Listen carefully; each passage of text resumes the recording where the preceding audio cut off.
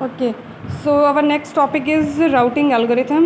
The topic which we covered last in the last lecture, that was network devices.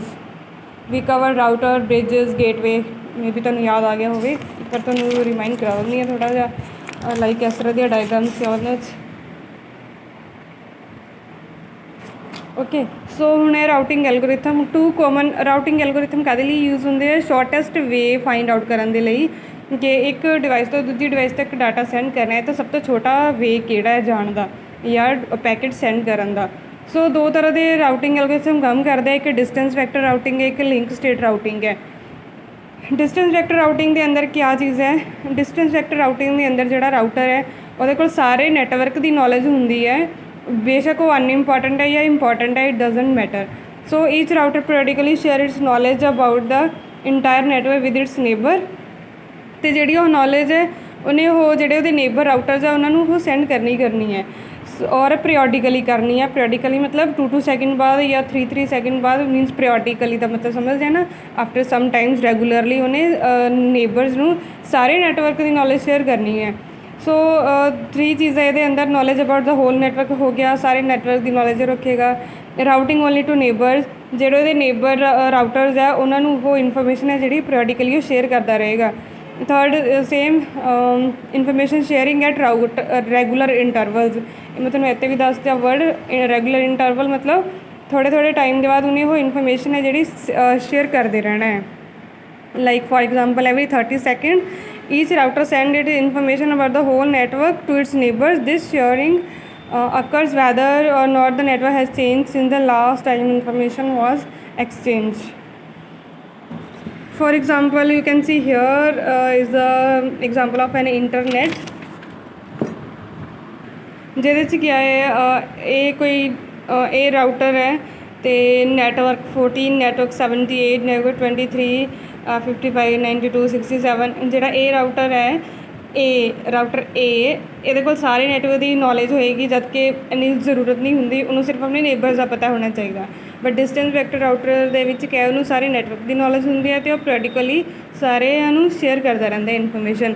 Like you can see here I periodically send my knowledge about the whole network to BFE।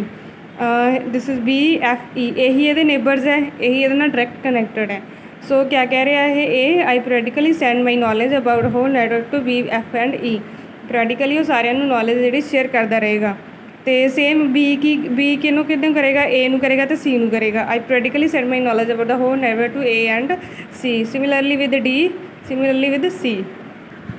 Next एक होर diagram के through इन्होंने represent किया होया है। ये कोल information किनू share करेगा? 14 23 and 78 नू। बी है जोड़ा 40 नू करेगा, 55 नू करेगा। F है जोड़ा 78 नू करेगा, 92 नू करेगा, and so on.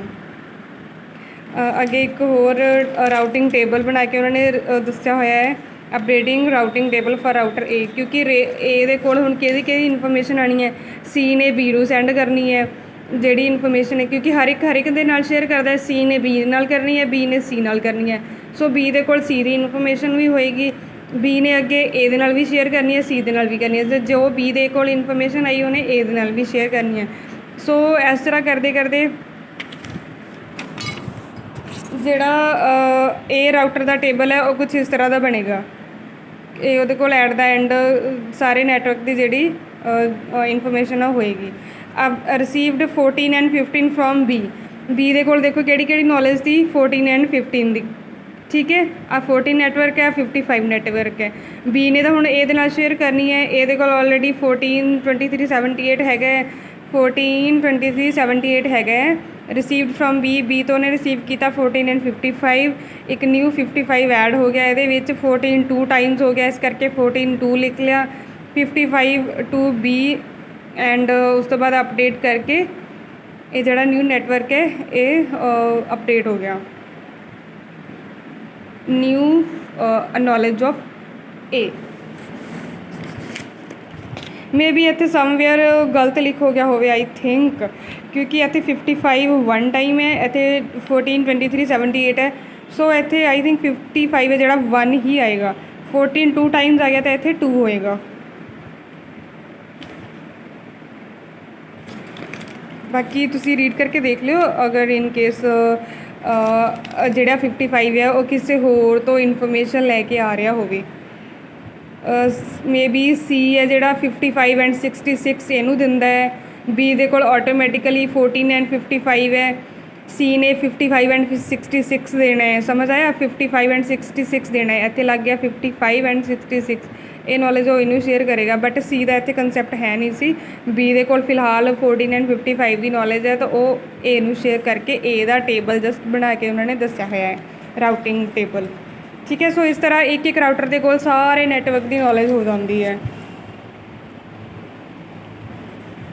So next is link state routing. Link state routing दे विच क्या है, are different from those in distance vector routing in this each router share its knowledge of its neighborhood with every other router in the network. Okay, so according to this link state routing algorithm ਜਿਹੜੇ ਰਾਊਟਰਸ ਹੈ ਉਹਨਾਂ ਨੂੰ ਸਿਰਫ ਆਪਣੇ neighbourhood ਦੀ knowledge ਹੋਏਗੀ, but ਉਹ knowledge ਉਹਨਾਂ ਨੇ ਸਾਰੇ ਰਾਊਟਰਸ ਨੂੰ ਦੇਣੀ ਹੈ। ਡਿਸਟੈਂਸ ਵੈਕਟਰ ਦੇ ਵਿੱਚ ਕਿਆ ਹੈ, ਉਹਨਾਂ ਨੂੰ ਸਾਰੇ ਨੈਟਵਰਕ ਦੀ ਨੌਲੇਜ ਹੁੰਦੀ ਹੈ ਅਤੇ ਉਹ ਆਪਣੇ ਨੇਬਰਸ ਨੂੰ ਦਿੰਦੇ ਆ ਉਹ ਸਾਰੀ ਨੌਲੇਜ। ਲਿੰਕ ਸਟੇਟ ਦੇ ਵਿੱਚ ਕਿਆ ਹੈ, ਉਹਨਾਂ ਨੂੰ ਆਪਣੇ ਨੇਬਰ ਦੀ ਸਾਰੀ ਨੌਲੇਜ ਹੋਵੇਗੀ ਅਤੇ ਉਹਨਾਂ ਨੇ ਟੂ ਆਲ ਰਾਊਟਰਸ ਨੂੰ ਉਹ ਸੈਂਡ ਕਰਨੀ ਹੈ। ठीक है, समझ आ गया? In short knowledge about the neighbourhood instead of sending it's entire routing table a router send information about it's neighbourhood only to all the router. Each router send this information to every other router on the inter network and not just to its neighbor, to all the routers. ਇੱਥੇ ਤੁਸੀਂ line ਆਪਣੀ wording ਦੇ ਹਿਸਾਬ ਨਾਲ ਲਿਖ ਲਿਓ ਕਿ ਥੋੜ੍ਹੀ ਜਿਹੀ ਕਨਫਿਊਜ਼ਿੰਗ ਇਹਨਾਂ ਨੇ ਅਲੱਗ ਤਰ੍ਹਾਂ ਲਿਖੀ ਹੋਈ ਹੈ। Knowledge about the neighbourhood in link state routing each router has the entire knowledge of its neighbour routers. ठीक है, उस बाद सेकंड क्या हो गया, to all routers each router share its neighbour routers information to all the network, not just only to the neighbours. Third is information sharing when there is a change.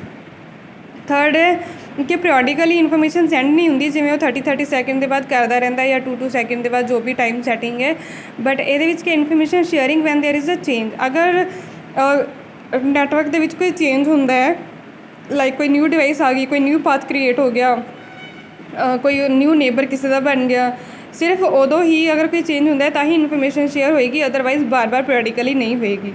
Okay, सो आ देख लो diagram, ए दे नाल 23 network है, 14 network है, ई ਇਹਦਾ neighbour है तो B ਇਹਦਾ neighbour है। सो ए दे कोल किहदी knowledge होएगी, बी दी होएगी, ई दी होएगी। ठीक है, बट ये नॉलेज उन्हें सारे नैटवर्क ते शेयर करनी है। I send information about my neighbours to every router. Fine समझ आ गया ना? दोनों राउटर दे विच फर्क क्या है। Diagrams are so many.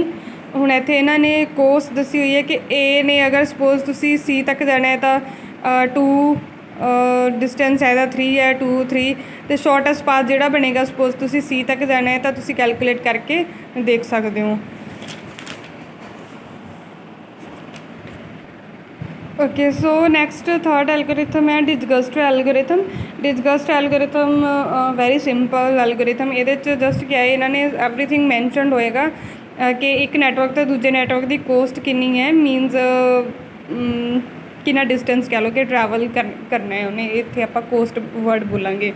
ए तो लैके 14 तक 1 है, तो इतने 4 है, इतने 2 है, एदा 3 है, एदा 3 है, इतने 2 है।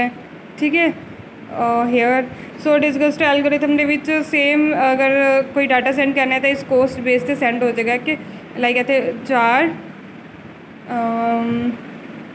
1 4 1 + 4 5 और 2 कितना हो गया 6, तो इतने सी तक कितना हो जाएगा आई थिंक, क्योंकि ये 5 और 0 है तो ये इस साइड में बस 0 होएगा। तुसी सिंपल डायग्राम बना सकते हो, जरूरी नहीं कि तुसी आई बनाना। इतने सिंगल एक लिख के ना लाइक 1 इतने 3 इतने 4 बना के तो शॉर्टेस्ट पाथ कैलकुलेट करके वो तुसी शो कर सकते हो कि डिसगस्ट एल्गोरिथम दे विच कोस्ट बेस पे शॉर्टेस्ट एल्गोरिथम शॉर्टेस्ट पाथ आप डिफाइन करते हैं। जिहड़ी मेन चीज़ ये लिखनी है, it calculate the shortest path between 2 points on A network using a graph made up of nodes and arcs. Using a graph ये चीज़ तो तुहानूं मैं डिस्क्रीट मैथ दे विच भी करवाई दी फर्स्ट सैमेस्टर दे विच। ਕਿ ਸ਼ੋਰਟੈਸਟ ਪਾਥ ਹੈ ਜਿਹੜਾ ਕਿੱਦਾਂ ਫਾਈਂਡ ਆਊਟ ਕਰੀਦਾ। ਵੈਰੀ ਈਜ਼ੀ, ਤੁਹਾਨੂੰ ਪਤਾ ਹੈ ਕਿ ਇੱਥੇ 2 to 4 ਜਿਹੜਾ ਸਭ ਤੋਂ ਲੌਂਗ ਡਿਸਟੈਂਸ ਆ ਉਹਨੂੰ ਆਪਾਂ ਕੈਂਸਲ ਕਰ ਦਾਂਗੇ ਅਤੇ ਸਭ ਤੋਂ ਛੋਟੇ ਵਾਲਾ ਪਾਥ ਆਪਾਂ ਰੱਖ ਲਾਂਗੇ। ਸੋ ਇਹ ਤੁਹਾਡਾ ਰਾਊਟਿੰਗ ਐਲਗੋਰਿਥਮਸ ਹੋ ਗਏ ਫਿਨਿਸ਼। Thank you.